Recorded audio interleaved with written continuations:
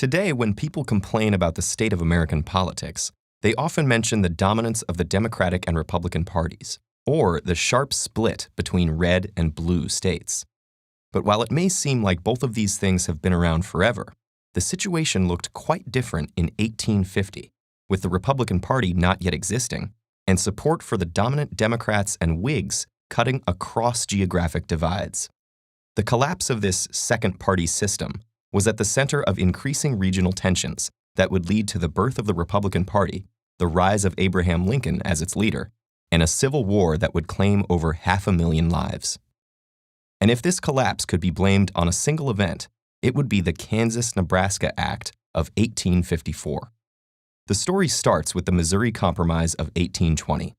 To balance the number of slave states and free states in the Union, it allowed slavery in the newly admitted state of Missouri, while making it off-limits in the remaining federally administered Louisiana Territory.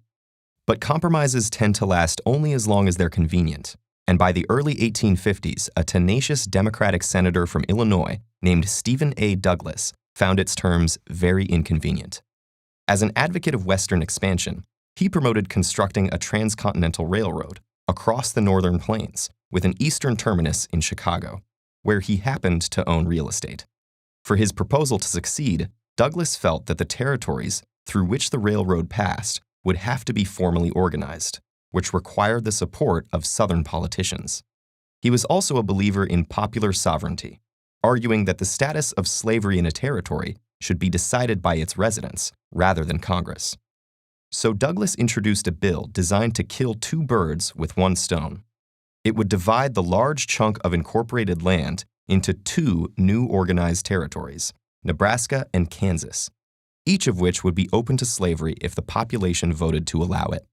While Douglas and his Southern supporters tried to frame the bill as protecting the political rights of settlers, horrified Northerners recognized it as repealing the 34-year-old Missouri Compromise and feared that its supporters' ultimate goal was to extend slavery to the entire nation.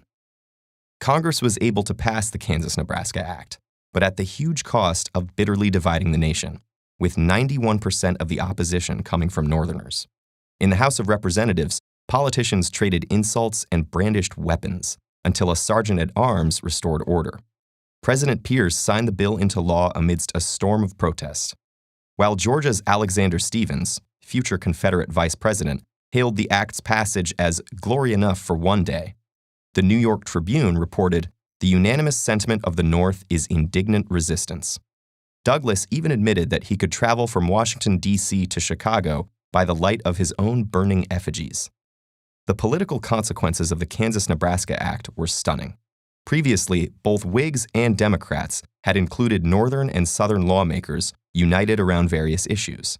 But now slavery became a dividing factor that could not be ignored. Congressmen from both parties spoke out against the act, including an Illinois Whig named Abraham Lincoln, denouncing the monstrous injustice of slavery in an 1854 speech. By this time, the Whigs had all but ceased to exist, irreparably split between their Northern and Southern factions. In the same year, the new Republican Party was founded by the anti-slavery elements from both existing parties. Although Lincoln still ran for Senate as a Whig in 1854, he was an early supporter of the new party and helped to recruit others to its cause. Meanwhile, the Democratic Party was shaken when events in the newly formed Kansas Territory revealed the violent consequences of popular sovereignty. Advertisements appeared across the North, imploring people to emigrate to Kansas to stem the advance of slavery. The South answered with border ruffians, pro-slavery Missourians who crossed state lines to vote in fraudulent elections and raid anti-slavery settlements. One Northern abolitionist, John Brown, became notorious following the Pottawatomie Massacre of 1856, when he and his sons hacked to death 5 pro-slavery farmers with broadswords.